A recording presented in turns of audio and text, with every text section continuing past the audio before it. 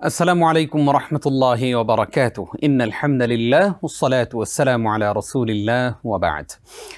প্রিয় দর্শক, আমেরিকা সহ পৃথিবীর যে প্রান্ত থেকেই এই মুহূর্তে TBN24 টেলিভিশন দেখছেন আপনাদের সকলকে আন্তরিক মোবারকবাদ জানিয়ে TBN24 টেলিভিশনের জুমাবারের বিশেষ আয়োজন ইসলামী সমাধানের আজকের গুরুত্বপূর্ণ আয়োজন শুরু করছি আমি নিজাম বিন মুহিব।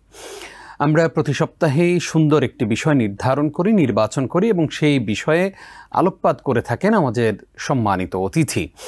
প্রিয় দর্শক, আজকে আমরা বিষয় রেখেছি খুবই গুরুত্বপূর্ণ, যে বিষয় নিয়ে সচরাচর আমাদের কথা বলা হয়ে থাকে না। খুবই জীবন ঘনিষ্ঠ একটি বিষয়, যেটি আমাদের খুবই জরুরি জানা। আমরা আজকে বিষয় নির্ধারণ করেছি খাদ্যাভ্যাস ও স্বাস্থ্য সুরক্ষায় ইসলামী নীতিমালা। এই বিষয়ে আলোচনা করবার জন্য আমরা আমন্ত্রণ জানিয়েছি পৃথিবীর বাংলা ভাষাভাষী মানুষের কাছে অত্যন্ত জনপ্রিয় স্কলার, বিশিষ্ট শিক্ষাবিদ, গবেষক, আমাদের প্রিয় স্কলার প্রফেসর ডক্টর মোহাম্মদ মনজুরি ইলাহি স্যারকে। আসসালামু আলাইকুম রহমতুল্লাহ। ওয়ালাইকুম আসসালাম রহমতুল্লাহি ওয়া বারাকাতুহু। স্যার কেমন আছেন? আলহামদুলিল্লাহ, আল্লাহ ভালো রেখেছেন। আপনি কেমন আছেন? আলহামদুলিল্লাহ, আমরাও ভালো আছি। আপনাকে আমাদের আজকের এই আয়োজনে স্বাগত জানাচ্ছি। বারাকাল্লাহু ফিকুম। স্যার, শুরুতেই আমরা জানতে চাইব, ইসলাম খাদ্য গ্রহণে এই যে পরিমিতির কথা বলে, যে খুব বেশি করে খেও না, পেট পুরে খেও না, একদম পরিমিত খাবার গ্রহণ করো, এই জায়গাটাতে ইসলাম কেন এত বেশি গুরুত্ব দেয়? আলহামদুলিল্লাহ, ওয়াসসালাতু ওয়াসসালামু আলা রাসূলিল্লাহ ওয়া আলা আলিহি ওয়া আসহাবিহি ওয়া মান ওয়ালা। ধন্যবাদ আপনাকে এবং আপনার সাথে আমাদের যে সকল ভাই বোনেরা দেখছেন তাদেরকেও। ইসলাম সবকিছুতেই পরিমিতি রক্ষা করার নির্দেশনা দিয়েছে। যখন আমরা কিছু করি যেন পরিমিত কাজ করি, যখন ঘুমাই অতিরিক্ত না ঘুমাই, যা প্রয়োজন ততটুকু, যখন খাই সে জায়গায়ও যেন আমরা প্রয়োজনের অতিরিক্ত খাদ্য গ্রহণ না করি, বরং প্রয়োজনীয় খাদ্য আমরা গ্রহণ করি। এভাবে ইসলাম জীবনের প্রত্যেকটা ক্ষেত্রে আদল এবং ইনসাফের নির্দেশনা দিয়েছে। আদল বা ইনসাফ অর্থাৎ ন্যায়ানুগ জীবনযাপন করা, এটা চমৎকার একটা আসলে নির্দেশনা, যার মাধ্যমে আমরা আমাদের পার্থিব জীবন এবং আমাদের নৈতিক জীবন, আমাদের পারলৌকিক জীবন সবখানেই সাফল্য পেতে পারি। ফলে কোনো কিছুতেই যেন আমরা বাড়াবাড়ি না করি, এমনকি যে দিনকে আল্লাহ সুবহানাহু ওয়া তাআলা আমাদের জন্য নির্ধারণ করে দিয়েছেন যেন আমরা একটা দিন মেনে চলি, সেই দিনদারি রক্ষার ক্ষেত্রেও আমরা যেন বাড়াবাড়ি না করি, এমনই নির্দেশনা স্বয়ং আল্লাহ সুবহানাহু ওয়া তাআলা দিয়েছেন এবং তার রাসূল সাল্লাল্লাহু আলাইহি ওয়াসাল্লাম দিয়েছেন। ইয়া আহলাল কিতাবে লা তাগলু ফি দীনিকুম, দিনের মধ্যে বাড়াবাড়ি করো না।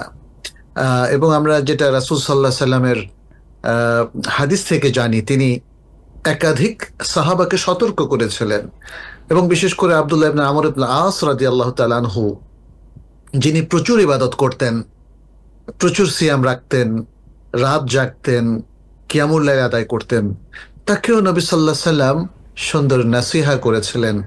বলেছিলেন, তোমার নিজের উপর নিজের একটা হক আছে, তোমার স্ত্রীর তোমার উপর হক আছে, এবং প্রত্যেক যা কিছু তোমার চারপাশে থাকে সেগুলোরও তোমার উপর হক আছে। অতএব প্রত্যেক হকদারকে তুমি তার হক পৌঁছিয়ে দাও।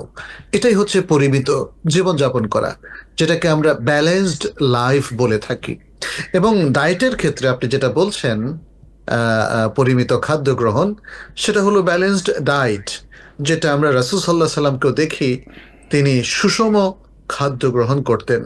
কখনো অতিরিক্ত খাদ্য, ক্ষতিকর খাদ্য তিনি গ্রহণ করতেন না, এবং খাদ্য গ্রহণের ক্ষেত্রে তিনি খুবই সজাগ সতর্ক ছিলেন, যেন দেহের যতটুকু প্রয়োজন ততটুকু খাদ্য গ্রহণ করা যায়, এবং ফুড বা খাদ্যটা যেন হেলদি ফুড হয়। জি, ধন্যবাদ আপনাকে। অনেক অনেক শুকরিয়া স্যার। আমরা শুরুতেই খুবই গুরুত্বপূর্ণ একটি বিষয় জানলাম।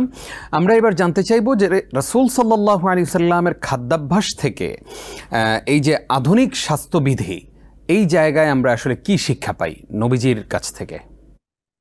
জি, ধন্যবাদ। আমি একটু সংক্ষেপে বলি যে আধুনিক খাদ্যাভ্যাস যেটাকে এখন আমাদের চিকিৎসা বিজ্ঞানীরা, বিশেষ করে যারা খাদ্য বিশেষজ্ঞ, তারা যেটা রেকমেন্ড করছেন, আমরা অনেক আগ থেকে নবী সাল্লাহ সাল্লামকে সে ধরনের নির্দেশনা দিতে দেখি।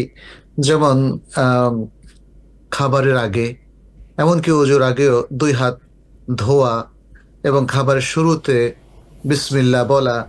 হ্যাঁ, যারা ভুলে যাবে তারা বলবে বিসমিল্লাহ আউয়ালাহু ওয়া আখিরাহ, এভাবে। আর খাবারের সময়ে নবী সাল্লাহ সাল্লাম সে বিখ্যাত হাদিস, যেটি তিনি আব্দুল্লাহ ইবনে আব্বাস রাদিয়াল্লাহু তাআলা আনহুকে সহ আর অনেককেই নির্দেশনা দিয়েছিলেন, ডান দিক থেকে খাবার শুরু করা এবং ডান হাত দিয়ে খাবার খাওয়া ইত্যাদি। খাবার নিজের পাশ থেকেই শুরু করা, অন্যের পাশে যদি ভালো খাবারও থাকে সেখানে হাত বাড়িয়ে না দেওয়া ইত্যাদি। খাবারের ক্ষেত্রে যেটা আমরা দেখি যে রাসূল সাল্লাল্লাহু আলাইহি সাল্লামের যে চমৎকার নীতিমালা ছিল, সেটা হচ্ছে পেট ভরে খাবার গ্রহণকে পরিহার করা, বরং যতটুকু প্রয়োজন, মানে পেট কিছু খালি রেখেই খাবারটা ছেড়ে দেওয়া, তাতে করে যাতে অতিরিক্ত পানাহারের যে ক্ষতি, সে ক্ষতি থেকে বেঁচে থাকা যায়। এছাড়াও আরো অনেকগুলো সায়েন্টিফিক বিষয় এখানে আছে বা বাস্তব বিষয় আছে। সেটি হচ্ছে, আমরা জানি যে সারা বিশ্বে সকল মানুষের কাছে প্রয়োজনীয় খাদ্য নেই। অতএব আমি যদি সকল খাদ্য গ্রহণ করি, বা আমার মতো যারা বেশি খাদ্য পছন্দ করে তারা যদি অনেক খাদ্য খেয়ে ফেলে, তাহলে যারা দরিদ্র মানুষ, যারা যাদের খাদ্যের অভাব রয়েছে, তাদের কি হবে, তাই না? জি সব জি দিক থেকে এবং আমাদের দেহ অনেক বেশি খাদ্য আসলে চায় না। আমাদের দেহ চায় শুধু হেলদি ফুড, যেটাকে বলা হয়। আজকাল তো অনেকেই ফাস্ট ফুড খেয়ে থাকেন এবং অনেক ধরনের খাদ্য, যে খাদ্যগুলো শরীরের জন্য আসলে উপযোগী নয়, এমন খাদ্য গ্রহণের ফলে অনেক ডাক্তাররা আমাকেও বলেছেন যে খাদ্য, মানে শরীর বলে যে আমি তো খাদ্য পাইনি। আর হয়তো আমরা মনে করি আমি তো প্রচুর খাদ্য খেয়েছি, কেন আমার শরীর খাদ্য পায়নি, তাই না? জি জি তখন তখন আসলে আমাদের শরীরের যে প্রোটিন, যে ভিটামিন, কিংবা আরো যে জিনিসগুলোর প্রয়োজন, দেখা যাচ্ছে তার ঘাটতি থেকেই যাচ্ছে, অথচ আমরা খাদ্য গ্রহণ করেছি। আমরা প্রফেটিক যে যে যে ডায়েট ফুড। জি জি অথবা খাদ্য, সেখানে আমরা দেখি যে সুবহানাল্লাহ, খাদ্যের সে অভাবটা কিন্তু সাধারণত পূরণ করা হয়। নবী সাল্লাহ সাল্লাম অনেক সময় দেখা যাচ্ছে খেজুর পছন্দ করতেন, তিনি তরকারি পছন্দ করতেন, তিনি ছাতু পছন্দ করতেন, তিনি গোশ বা লাহাম পছন্দ করতেন। অনেক সময় তিনি শুধু লাহাম দিয়েই তার খাদ্য গ্রহণ তিনি করতেন। ফলে আমরা দেখছি যে নবী সাল্লাহ সাল্লামের খাদ্য গ্রহণ, এটা ছিল খুবই সুষম, সুসঙ্গত এবং অত্যন্ত স্বাস্থ্যসম্মত। এটাই আমরা মূলত নবী সাল্লাহ সাল্লামের খাদ্য গ্রহণ নীতিমালা থেকে আমরা পেয়ে থাকি।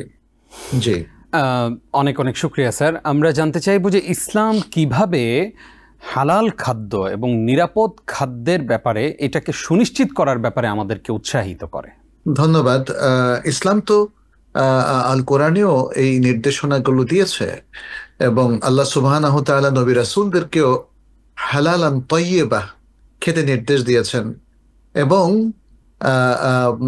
মুমিনদেরকেও তিনি বলেছেন যে জমিনে আমরা তোমাদের জন্য যা উৎপাদন করেছি, অথবা তোমাদেরকে যে রিজিক দিয়েছি, তা থেকে তোমরা হালালান তাইয়্যিবান তোমরা ভক্ষণ করো। হালালান তাইয়্যিবা, এই দুটো শব্দ কোরআনও উল্লেখ করেছে এবং হাদিসে উল্লেখ করা হয়েছে। তো এখানে আমরা যেটা দেখি, হালাল হচ্ছে সেই খাদ্য যেটা হারাম নয়। আর ইসলাম সাধারণত যে খাদ্যগুলো শরীরের জন্য ক্ষতিকর এবং যেগুলোর মধ্যে এমন কিছু রয়েছে যে যা যা আমাদের শরীর স্বাস্থ্য কিংবা আমাদের স্বভাব, আমাদের চিন্তা চেতনা সবকিছুর জন্য যেগুলো অত্যন্ত ক্ষতিকর, সেই জিনিসগুলো ইসলাম হারাম করে দিয়েছে। ফলে হালালান বলার মধ্য দিয়ে আমরা সহজে বুঝতে পারি যা শরীর, মন, মেন্টাল হেলথ, ফিজিক্যাল হেলথের জন্য উপকারী, শরীরকে ঠান্ডা রাখে, মন মেজাজকে সুন্দর রাখে, ঠান্ডা রাখে, এমন সব খাদ্যকেই ইসলাম রেকমেন্ড করেছে। তো হালালের মাধ্যমে আসলে আমাদের সেই চাহিদাটা পূরণ হয়। আর তৈয়েব, তৈয়েব বলতে আসলে কি বোঝানো হচ্ছে? আমরা তৈয়েব বলতে পবিত্র খাবার বলে থাকি, আসলে তৈয়েব বলতে অর্গানিক ফুডকে বোঝানো হয়েছে। যে ফুডগুলো একদিকে হালাল, অন্যদিকে যেগুলোর সৃষ্টিগত যে কর্মক্ষমতা তৈরি করার যে উপাদানগুলো সেখানে আছে, যেমন প্রোটিন, ভিটামিন কিংবা কার্বোহাইড্রেট কিংবা আরো অন্য অন্য যে উপাদানগুলো সেখানে আছে, যে যা শরীরের জন্য অত্যন্ত দরকারি, সেইগুলো নষ্ট করা হয় নাই, যেখানে যেখানে কোনো রাসায়নিক দ্রবণ মেশানো হয় নাই, কিংবা যেখানে কৃত্রিম জিনিসগুলো সেখানে মিক্স করা হয় নাই, প্রিজার্ভার সেখানে মিক্স করা হয় নাই, বরং সেটা তার অর্গ্যানিক যে নেচার ছিল, যার উপর আল্লাহ সুবহানাহু ওয়া তাআলা সৃষ্টি করেছেন, তার উপর বাকি থেকেছে, সেগুলোকে সরাসরি সেভাবেই মানে কোনো ধরনের ক্ষতিকর দ্রবণ না মিশিয়ে বা ক্ষতিকর পদ্ধতি প্রক্রিয়া অবলম্বন না করে যেগুলোকে গ্রহণ করা হয়, সেবন করা হয়, সেগুলোর মাধ্যমে আসলে মানুষের ফিজিক্যাল এবং মেন্টাল হেলথ অনেক উপকৃত হয়। তো এখানে হালালান তৈয়বান বলে আমরা দেখতে পাচ্ছি আল্লাহ সুবহানাহু ওয়া তাআলা এবং তার রাসূল সাল্লাল্লাহু আলাইহি ওয়াসাল্লাম আমাদেরকে সে ইঙ্গিতই দিয়েছেন, এবং সেভাবেই খাদ্যদ্রব্য এবং পানীয় গ্রহণ করতে তারা আমাদেরকে নির্দেশনা দিয়েছেন। জাযাকাল্লাহ খাইর। স্যার, আমরা জানতে চাইবো যে অনেক সময় দেখা যায় যে আমরা পরিবারে হোক বা বন্ধু বান্ধবের সাথে যখন একসাথে খেতে বসি তখন অতি ভোজন করি, আমরা অনেক বেশি খাই, আবার কখনো দেখা যায় অনেক বেশি করে নেই কিন্তু খেতে পারি না, অপচয় করি। এই যে কাজগুলো আমরা করি, এই ব্যাপারে আসলে ইসলামের নির্দেশনা কি? আচ্ছা, প্রথমত আসলে খাদ্যর অপচয় করা যাবে না। অপচয় করার ক্ষেত্রে তো আল্লাহ সুবহানাহু ওয়া তাআলা দুটো শব্দ ইউজ করেছেন, একটা হলো ইসরাফ আর একটা হলো তাবযির। দুটোই ইসলাম নিষিদ্ধ করেছে। একটা হলো আপনার আছে বৈধ সম্পদ, সেখান থেকে অতিরিক্ত, প্রয়োজনের অতিরিক্ত খরচ করে আপনি অপব্যয় করবেন না। আর আরেকটা হচ্ছে তাবযির। ওলামায়ে কেরাম এভাবে উল্লেখ করেছেন যে এটা হচ্ছে এটা বৈধতার সীমাও লঙ্ঘন করেছে। আপনি দুভাবে এখানে সীমা লঙ্ঘন করলেন, এক অতিরিক্ত খরচ, দুই বৈধতার সীমা লঙ্ঘন। এটা হলো তাবযির। আর ইসরাফ হলো বৈধতার মধ্যে থেকেও অতিরিক্ত খরচ করা। দুটোকে ইসলাম নিষেধ করেছে। অতএব খাবার, খাদ্য, এগুলো আমরা এই দুটো জিনিস খেয়াল রাখবো যেন ইসরাফও না হয়, তাবযিরও না হয়। এটা প্রথম কথা। দ্বিতীয় হচ্ছে স্বাস্থ্যসম্মত খাবার গ্রহণ করা। শরীর কিন্তু অনেক বেশি খাবার চায় না, এর অনেক জি প্রমাণ আছে। জি জি আমরা একটা মানে একাধিক প্রমাণ পাই যে ইসলামের প্রথম যুগে যখন মদিনায় নবী সাল্লাল্লাহু আলাইহি সাল্লাম তার সাহাবাদেরকে শেখাতেন, প্রশিক্ষণ দিতেন, শেখাতেন, তখন দেখা গেছে যে বড় বড় যুদ্ধ, এমনকি সাহাবায়ে কেরাম সামান্য খাবার খেয়ে যুদ্ধ করেছেন এবং জিতে এসেছেন। বদর যুদ্ধ এর প্রকৃষ্ট প্রমাণ। রামাদানে যুদ্ধ হয়েছিল, তখন মানে খাদ্য ছিল কম এবং মুসলিমদের বেশিরভাগ খাদ্য ছিল খেজুর। আমরা জি জানি খেজুর এমন একটা খাদ্য যার মধ্যে প্রচুর খাদ্যগুণ রয়েছে। জি তো এই খাদ্যগুণ শরীরের চাহিদা মেটাতো। ফলে আমরা অবাক হচ্ছি যে মাত্র খেজুর খেয়ে কিভাবে মুসলিম সেনাদল এত শক্তি সঞ্চয় করে শত্রুর বিরুদ্ধে জিতে এসেছে বীর বিক্রমে, তাই না? জি এতে বোঝা যায় যে আসলে আপনি যদি শরীরের মানে স্বাস্থ্যসম্মত চাহিদা মেটান, তাহলেই আপনার জন্য যথেষ্ট হবে। আপনাকে প্রচুর খেতে হবে এমনটি জরুরি নয়। আজকে আমাদের এই জায়গাটা লঙ্ঘন হচ্ছে। আমরা খুব মজার মজার খেতে গিয়ে আমরা মানে যেমন ধরেন গোশত, চিকেন অথবা এই ধরনের যে কোনো গোশত ফ্রাই করে খাই, যেটা আমাদের জন্য আসলে উপাদেয় নয়। সেটা নানা ধরনের ফ্রাই করার মধ্য দিয়ে খাদ্যগুণ নষ্ট হয়ে যায়। এতে একটা ইমব্যালেন্স তৈরি হয়। এছাড়াও আমরা দেখা যায় অতিরিক্ত কার্বোহাইড্রেট গ্রহণ করি। আপনি দেখেন নবী সাল্লাল্লাহু আলাইহি সাল্লাম কার্বোহাইড্রেট খুব সীমিত গ্রহণ করতেন, এবং যে কারণে নবী সাল্লাল্লাহু আলাইহি সাল্লাম জীবনের শেষ ভাগে অসুস্থ হলেও তার ডায়াবেটিস হয়েছিল এমনটা কিন্তু জানা যায় না। তাহলে এই যে ডায়েট মানে সুষম ডায়েট গ্রহণের মধ্য দিয়ে তিনি একটা সুন্দর ব্যালেন্সের নমুনা আমাদের উদ্দেশ্যে তিনি পেশ করেছেন, যেটা আজও আমাদের জন্য আসলে অনুকরণীয়। আমরা যদি খাবার গ্রহণের ক্ষেত্রে আহ, আমরা যদি খাবার গ্রহণের ক্ষেত্রে এই এতেদালটা গ্রহণ করি, অর্থাৎ সুষম খাদ্য গ্রহণ করি, টাইমের দিকে খেয়াল রাখি। যেমন ধরেন নবী সাল্লাল্লাহু আলাইহি ওয়াসাল্লাম কোন টাইমে কখন খাদ্য গ্রহণ করতেন। তিনি মূলত একাধিক সময় খাদ্য গ্রহণ করতেন, কিন্তু খাদ্যের দেহের যদি ক্ষুধা থাকতো তখন খাদ্য গ্রহণ করতেন। স্বাভাবিকভাবে আমরা দেখি যে সকাল, দুপুর এবং সন্ধ্যা, যেটা একটা আইডিয়াল টাইম। সকালে যেটাকে আমরা বলি ব্রেকফাস্ট, দুপুরে লাঞ্চ বা মধ্যাহ্ন ভোজ, এবং সন্ধ্যায় আমরা ডিনার বলে থাকি। তো এখানেও আরো জিনিস লক্ষণীয়, নবী সাল্লাল্লাহু আলাইহি সাল্লাম তিনি এশার পরে ঘুমিয়ে যেতেন। এতে একটা জিনিস প্রমাণিত হয়, তিনি খাদ্যটা গ্রহণ করতেন এশার আগে, এশার সালাতের আগে। হ্যাঁ, যেটা এখন খুবই আইডিয়াল। ডাক্তাররা বলে থাকেন যে রাতের ঘুমের অন্তত 3 থেকে 4 ঘন্টা আগে আমরা যেন কোনো শক্ত খাবার গ্রহণ না করি। তাহলে এর মধ্য দিয়ে আমাদের সামনে এটা স্পষ্ট যে খাদ্য গ্রহণে নবী সাল্লাল্লাহু আলাইহি সাল্লাম আসলে সব দিক থেকে আইডিয়াল একটা পদ্ধতি তিনি অবলম্বন করতেন, এবং তিনি মুসলিমদেরকেও সেই ইনস্ট্রাকশনে দিয়েছিলেন খাদ্য কম গ্রহণ করা, এবং খাদ্যের মাঝখানে তিনি পানি পান করতেন ঘন ঘন, বা মানে তিনি ফ্রিকোয়েন্টলি পানি পান করতেন, এমন কোনো দলিলও আমরা খুঁজে পাই না। তাহলে আমরা দেখতে পাচ্ছি আধুনিক ফুড সায়েন্স আমাদেরকে যে ইনস্ট্রাকশন গুলো দেয়, মনে হয় যেন সবগুলো নবী সাল্লাল্লাহু আলাইহি সাল্লামের তেব্বে নববী থেকে নেওয়া। নবী সাল্লাল্লাহু আলাইহি সাল্লামের খাদ্য গ্রহণ তার তেব্বে নববীর অন্তর্ভুক্ত ছিলেন। এক্ষেত্রে আমরা ইমাম ইবনুল কাইয়িম রাহিমাহুল্লাহকে দেখি, তিনি নবী সাল্লাল্লাহু আলাইহি সাল্লামের খাদ্যাভ্যাসের উপরে জাদুল মাআদে দীর্ঘ আলোচনা করেছেন। সেখানে তিনি কিভাবে খেতেন, কিভাবে পরিমিত খাদ্য গ্রহণ করতেন, এবং মানে আরো তার যে নীতিমালাগুলো ছিল সেগুলো তিনি সুন্দরভাবেই উল্লেখ করেছেন। আমরা আরও একটি গুরুত্বপূর্ণ প্রশ্নের জবাব জেনেছি স্যার, অসংখ্য ধন্যবাদ আপনাকে। আমরা জানতে চাইব যে খাদ্য প্রস্তুত বা বিক্রয়ের ক্ষেত্রে কেউ যদি প্রতারণা করেন, যেমন আমেরিকাতে অনেক হালাল ফুড পাওয়া যায়, অনেক প্যাকেটের উপরে হালাল লেখা থাকে, তো এই জায়গায় যদি কেউ প্রতারণা করেন যে ভিতরে হারাম খাবার কিন্তু উপরে লেখা আছে হালাল, এরকম যদি হয় তাহলে এর দায়ভারটা আসলে কার, এবং এই ব্যাপারে আসলে ইসলাম কি বলে? ধন্যবাদ আপনাকে। এই ব্যাপারে নবী সাল্লাল্লাহু আলাইহি সাল্লামের বিখ্যাত একটা উক্তি আছে, যেটি ইমাম বুখারী তার সহিহ আল বুখারীর মধ্যে নিয়ে এসেছেন। নবী সাল্লাল্লাহু আলাইহি ওয়াসাল্লাম তিনি বলেছেন, মান গাশশানা ফালাইসা মিন্না, যারা আমাদেরকে প্রতারণা করে তারা আমাদের অন্তর্ভুক্ত নয়, তারা মুসলিমদের অন্তর্ভুক্ত নয়। কারণ মুসলিমরা কাউকে প্রতারণা করতে পারে না, চিট করতে পারে না। খাদ্যের মধ্যে নানা ধরনের চিটিং হয়ে থাকে। আমরা যদি বলি যে খাদ্য যারা প্রডিউস করে, উৎপাদন করে, তারাও হয়তো এই ধরনের প্রতারণা আশ্রয় নিতে পারে। পাশাপাশি যারা খাদ্য বিক্রয় করে তারাও এই ধরনের প্রতারণা আশ্রয় নিতে পারে। এরকম উদাহরণ ভুরি ভুরি রয়েছে। এই যে উক্তিটা নবী সাল্লাল্লাহু আলাইহি সাল্লাম থেকে আমরা পেলাম, সেই উক্তিটার ক্ষেত্রেও আমরা দেখি যে হাদিসে এভাবে এসেছে, নবী সাল্লাল্লাহু আলাইহি সাল্লাম একবার বাজার যাচাই করার জন্য বের হলেন। তিনি মাঝে মাঝেই এরকম বাজারে বের হতেন।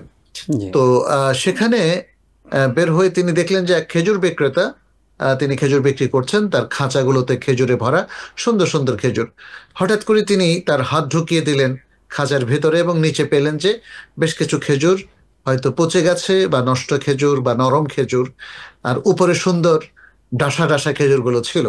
তখন তিনি সাহাবাকে জিজ্ঞেস করলেন, তুমি মানে নিচে খারাপ খেজুর উপরে ভালো খেজুর রেখেছো, এটা তো ঠিক করোনি। তখন সাহাবা নিজেকে একটু আত্মরক্ষার্থে বললেন, ইয়া রাসূলুল্লাহ, এগুলো তো আমি নিজে করিনি, এগুলো তো আকাশ থেকে এভাবে নষ্ট হয়ে এসেছে, আমি জাস্ট সাজিয়ে রেখেছি। নবী সাল্লাল্লাহু আলাইহি সাল্লাম তখন নীতিমালাটা দিলেন, বললেন যে তুমি এমন ভাবে সাজানো উচিত ছিল যাতে করে এতে কোনো প্রতারণা না থাকে এবং মানুষ বুঝতে পারে যে এখানে 2 ধরনের খেজুর আছে। তখনই তিনি সে ঐতিহাসিক উক্তি করলেন, বললেন, যারা মানুষকে প্রতারণা করে তারা আমাদের অন্তর্ভুক্ত নয়। এখন আমাদের যে খাদ্য আমরা বিক্রি করছি সেটা যদি হারাম হয়ে থাকে আর আপনি হালাল বলে দাবি করেন, এটা মানুষকে প্রতারণা করা হলো। বরং এটা ভয়ঙ্কর একটা বিষয় যে হারাম খাদ্য মুসলিমরা অ্যাভয়েড করে, সেটা আপনি তাদেরকে খাওয়াতে চাচ্ছেন। এছাড়াও আরেকটা জিনিস আমরা দেখি যে আমরা সাধারণত ভেজাল মুক্ত খাবার চাই, তাই না? অর্গানিক ফুড যদি ফুল অর্গানিক পাওয়া নাও যায়, কিন্তু আমরা ভেজাল মুক্ত খাবার চাই। এখন বাজারে প্রচুর খাবার আছে যেগুলোর মধ্যে ভেজাল মেশানো হয়েছে, ভেজাল নানাভাবে মেশানো হয়।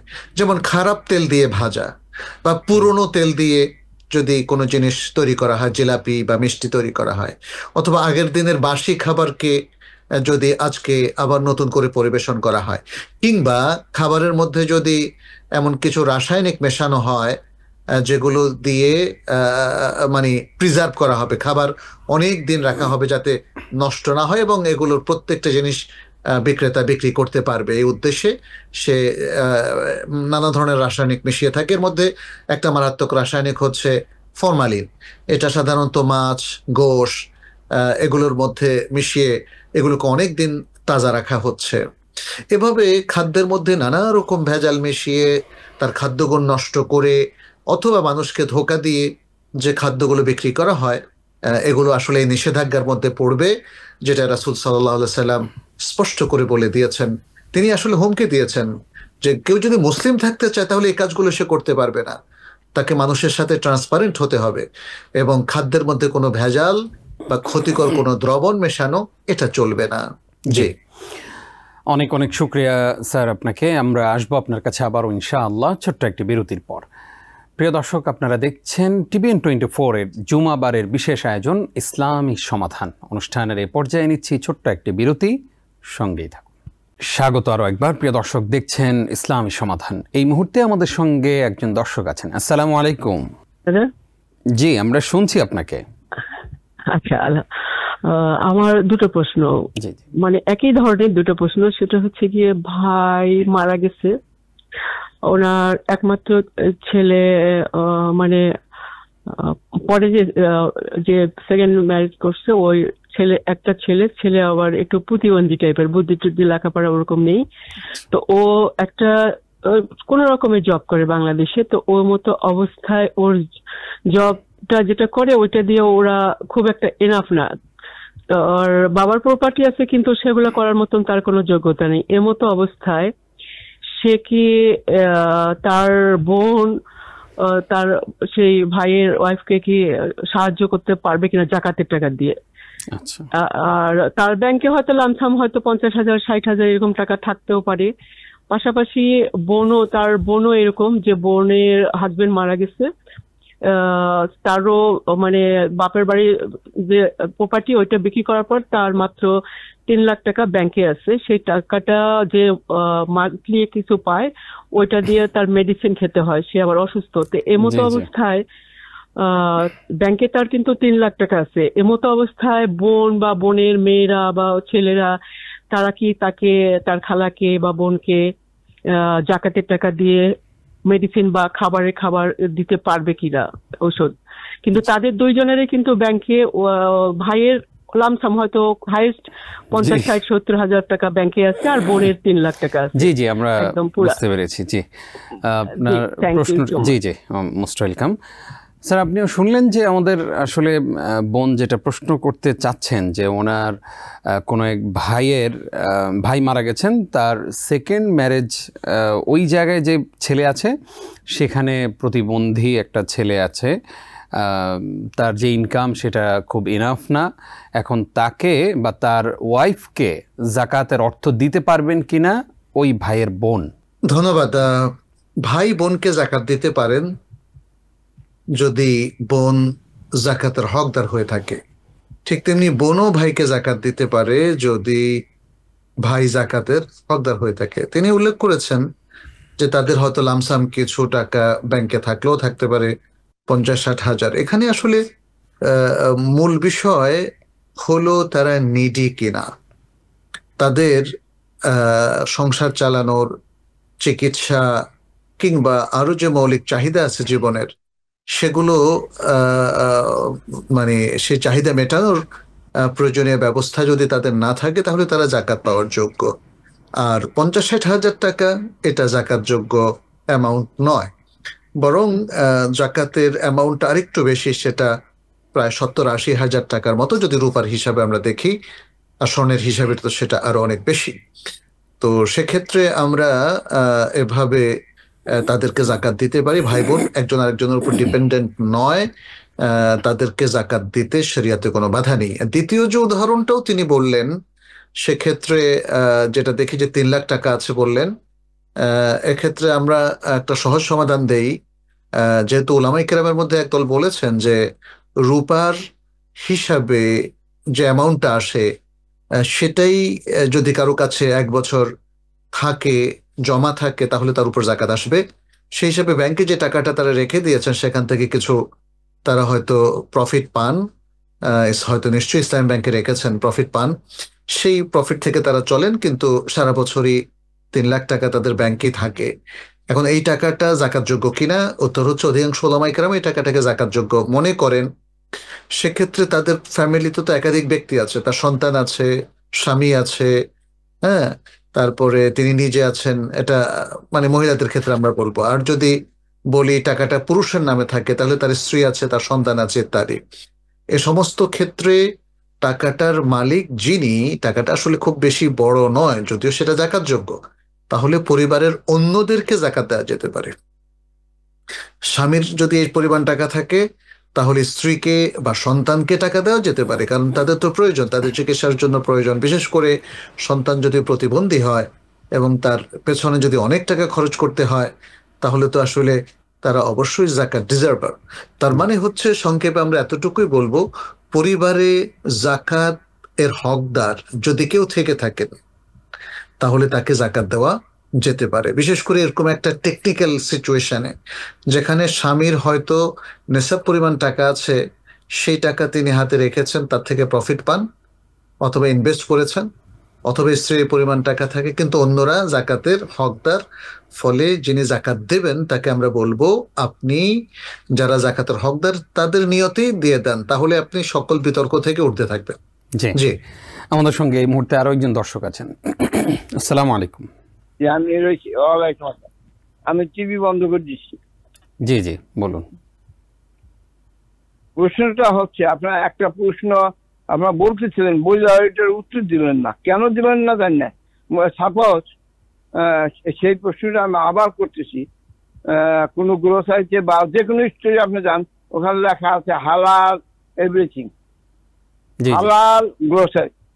ভিতরে আপনি একটা কিনলেন, উপরে লেখা আছে হালাল, কিন্তু পরে আপনি যখন ওপেন করলেন দেখলেন যে এটা হালাল না, মনে হলো না, হালাল মনে হচ্ছে না। এটার যদি অন্যায় হয় বা কে এর জন্য দায়ী হবে? আমি হব যে খাবে, যে ইউজ করবে সে হবে, না যে বিক্রি করবে সে হবে, অথবা যে প্যাকিং করছে, যার এই হয়েছিল ওইটা প্যাকিং করছে সে হবে? কে হবে? এটার উত্তর আপনার দেন নাই। জি জি, কিন্তু আপনারা দেন নাই। হ্যাঁ হ্যাঁ, আমরা প্রশ্নের জবাবে যাচ্ছি, আপনি থাকুন আমাদের সঙ্গে। আপনাকে ধন্যবাদ মনোযোগ দিয়ে আমাদের অনুষ্ঠানটি দেখার জন্য। স্যার, আমরা এই প্রশ্নের জবাবটা দিতে চাই যে আসলে আমাদের এই যে উপরে হালাল লেখা, ভেতরে যদি হারাম থাকে, তাহলে এর জন্য দায়ী কে? যে প্যাকিং করেছে সে, নাকি যে খাবারটা তৈরি করেছে, প্রস্তুত করেছে সে, নাকি যে বিক্রি করছে সে? কে আসলে দায়ভার নিবে, এবং নাকি যে খাবে বা ইউজ করবে সে? প্রথম অপরাধী তো তিনি, যিনি হারাম খাবারকে হালাল বলে চালিয়ে দেওয়ার জন্য এটাকে রেডি করলেন। জি জি। দ্বিতীয়ত হচ্ছে যিনি এটা জানার পরেও প্যাকেট করলেন। মানে এই চক্রের মধ্যে যারা জড়িত তারা প্রত্যেকের জন্য দায়ী। যিনি কিনেছেন না জেনে খেয়ে ফেলেছেন, যেমন পাউরুটি, অথবা এমন কোনো খাদ্য যেখানে শূকরের চর্বি আছে বা মৃত কোনো জন্তুর জিলেটিন আছে, তো সেটা তো তিনি জানেন না, এবং তিনি হয়তো চেক করে দেখারও সুযোগ পাননি, তিনি খেয়ে ফেললেন।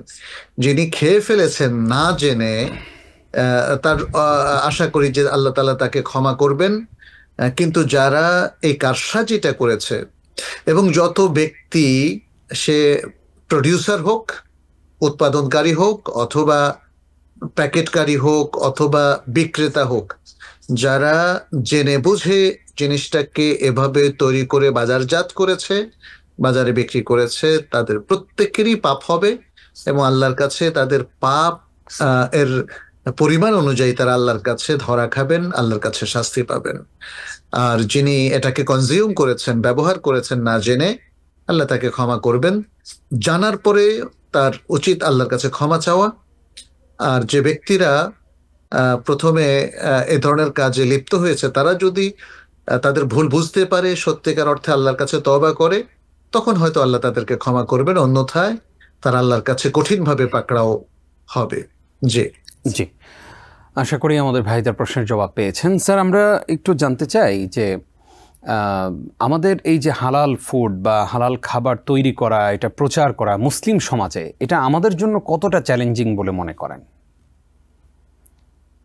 মুসলিম সমাজে তো একটা ঐতিহ্য আছে হালাল চর্চার উপরে, তাই না? আর এখন শুধু মুসলিম নয়, অমুসলিমরাও যখন দেখতে পেয়েছে সারা বিশ্বব্যাপী প্রায় 2 বিলিয়ন মুসলিম রয়েছে এবং এরা সব হালাল খাবার খেতে চায়, আমরা তো অমুসলিম রাষ্ট্রগুলোতেও দেখছি যে তারা হালাল খাবারের ব্যাপারে যথেষ্ট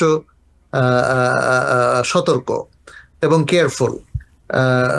ওয়েস্টার্ন কান্ট্রিগুলোতে এখন হালাল সার্টিফিকেশনের ব্যবস্থা আছে। শুধু মুসলিম কমিউনিটি না, অমুসলিম কমিউনিটি তারাও মুসলিমদেরকে হালাল খাবার প্রোভাইড করতে চায়। এবং হালাল খাবারটা মনে রাখবেন শুধুমাত্র পশু জবাইয়ের ক্ষেত্রে না, এটা বিস্কিট কিংবা বাজারজাত আরো যে সমস্ত খাদ্যদ্রব্য আছে, পাউরুটি, রুটি, এরকম নানা ধরনের খাদ্যের মধ্যে হালাল হারামের প্রশ্নটা এসে যায়। এমনকি আমাদের হালাল জিনিসগুলো আমরা যেগুলো কনজিউম করি, সেটা মেকআপের মধ্যেও সেটা কিন্তু এসে যায়। আমরা যেহেতু খাদ্য, এই জন্য আমরা অন্যদিকে আজকে আর যাচ্ছি না। শুধু এতটুকু বলবো যে মুসলিমদের যেহেতু একটা বড় ঐতিহ্য আছে হালাল চর্চা করার, হালাল খাবার খাওয়ার, অতএব এটা কঠিন কিছু বিষয় নয়। হ্যাঁ, যখন মুসলিমরা কোনো একটা ওয়েস্টার্ন কান্ট্রিতে অবস্থান করে বা এমন কোনো দেশে যেখানে মুসলিমদের সংখ্যা খুবই কম, 1%, 2%, তখন অন্যদের মধ্যে থেকে হালাল খাবার পাওয়াটা তার জন্য কঠিন হয়ে পড়ে। বিশেষ করে জবেহের পদ্ধতিতে, পশু জবেহের পদ্ধতিতে অনেকেই এখন ইসলামিক নীতিমালা ফলো করে না। বিভিন্ন দেশে তারা নানা প্রক্রিয়ার মধ্য দিয়ে পশু জবে করে, অতএব মুসলিমদেরকে সমস্ত জায়গায় সতর্ক থাকতে হবে। আর যে ইনগ্রেডিয়েন্টটা আমাদের যেমন চকলেটে থাকে, বিস্কিটে থাকে, কিংবা পাউরুটিতে থাকে, অথবা অন্যান্য খাদ্য দ্রব্যের মধ্যে থাকে, ফাস্ট ফুডের মধ্যে থাকে, এগুলোর ক্ষেত্রে সতর্ক হতে হবে। এমন কোনো দ্রবণ আছে কিনা যেটা শরীয়তে নিষিদ্ধ, বিশেষ করে শূকরজাত খাবার কিংবা কোনো মৃত পশুর জেলেটিন, অথবা যে পশুগুলো ইসলামে হারাম সেগুলোর কোনো অংশ, চর্বি কিংবা গোশ এখানে আছে কিনা, এই ব্যাপারে খুব সতর্ক থাকতে হবে। আমরা যেটা জানি যে ওয়েস্টার্ন কান্ট্রিগুলোতে বেশ কিছু কোড ব্যবহার করা হয় এবং এক্ষেত্রে ইতিমধ্যে মুসলিমরা সেই কোডগুলো চিহ্নিত করেছে যে কোডগুলোতে হারাম খাদ্যের উপস্থিতি লক্ষ্য করা যায়। আবার সেই কোডগুলো তারা চিহ্নিত করেছে যে কোডগুলো হালাল খাদ্যকে ইন্ডিকেট করে। ফলে আমাদের এখন আর চিহ্নিত করতে কোনো কঠিন হওয়ার কথা নয়। তবে যেহেতু এটা আল্লাহর নির্দেশ, নবী রাসূল সকল মুমিনকে আল্লাহ সুবহানাহু ওয়া তাআলা একই নির্দেশ দিয়েছেন, তারা যেন হালালান তাইয়িবান ভক্ষণ করে, কনজিউম করে। অতএব হারাম খাওয়ার কোনো সুযোগ নেই। অবশ্য যদি কেউ হারাম ভুলে খেয়ে ফেলে অথবা জীবন বাঁচানোর জন্য বাধ্য হয়, এরকম সিচুয়েশন আল্লাহ তাদেরকে ক্ষমা করবেন এবং তারা পাপ থেকে মুক্ত থাকবে ইনশাআল্লাহ। কিন্তু স্বাভাবিক সিচুয়েশনে তারা হারাম খেতে পারবে না, হারাম খাদ্য প্রডিউস করতে পারবে না, হারাম খাদ্য বিক্রি করতে পারবে না, এবং হারাম খাদ্য কিনতেও তারা পারবে না, সেটা কনজিউমও করতে পারবে না। এটাই হলো শরঈ বিধান। আশা করি আমাদের দর্শকরা ক্লিয়ার হয়েছেন। স্যার, আমরা জানতে চাইবো যে কিছু খাবার আছে যেটা হালাল কিন্তু আমার স্বাস্থ্যের জন্য ক্ষতি, সেই খাবার কি আমি খেতে পারবো কিনা ডাক্তার আমাকে নিষেধ করার পরে? যেমন রেড মিটটা অনেকের জন্য ডাক্তার নিষেধ করে থাকেন, তারপরে এই যে দুধের স্বর, এগুলো নিষেধ করে থাকেন। এরপরেও অনেকে দীর্ঘদিনের অভ্যাস, তারা সেগুলো ছাড়তে পারেন না। সেগুলো যদি আমি গ্রহণ করি, স্বাস্থ্যের যদি অবনতি হয়, ইবাদত করতে যদি আমার ইবাদতে ঘাটতি চলে আসে, তাহলে সেক্ষেত্রে আসলে সেই হালাল খাবারও ভক্ষণ করা যাবে কিনা? হালাল খাবার শরঈ ভাবে তো জায়েজ, বাট কোনো ব্যক্তি সেটা ভক্ষণ করাটা উচিত হবে না। যেমন আমরা দেখি যে কোনো ব্যক্তি যদি নির্দিষ্ট কোনো পশুর গোশ খায়, যেমন গরুর গোশ খায়, তাহলে তার শরীরে অ্যালার্জি দেখা দেয়। এবং যেমন আমরা দেখি যে অনেকে যদি ইলিশ মাছ খায় তার শরীরে খোসপাচড়া দেখা দেয়, অনেকে বেগুন খেলে তার শরীরে ফুলে ওঠে, এরকম বিভিন্ন রকম সিমটম দেখা দেয়। এখন এগুলো তো যদি কেউ খায় ক্ষতিকর, তার জন্য অনেকে লোভ সামলাতে পারে না, অনেকে নানা কারণে হয়তো খেয়ে ফেলে, তো এগুলো শরিয়া লঙ্ঘন বলা যাবে না, বাট এটা তার জন্য ক্ষতিকর। এবং কেউ যদি বিশেষ করে এমন ক্ষতিকর খাদ্য গ্রহণ করে যেটা তার জীবন মরণের সমস্যা হয়ে দাঁড়ায়, তাহলে সে মারাত্মক শরিয়া লঙ্ঘন করবে বলে মানে গণ্য হবে। কেননা আল্লাহ সুবহানাহু ওয়া তাআলা বলছেন, ওয়ালা তুলকু বিআইদিকুম ইলা তাহলুকা, তোমরা নিজের হাতে নিজেদেরকে ধ্বংসের দিকে নিক্ষেপ করো না। ফলে কেউ যদি খুব ক্ষতিকর জিনিস খেয়ে নিজেকে ধ্বংসের মধ্যে ফেলে দেয়, তাহলে সেটা শরীয়তে নিষিদ্ধ হবে।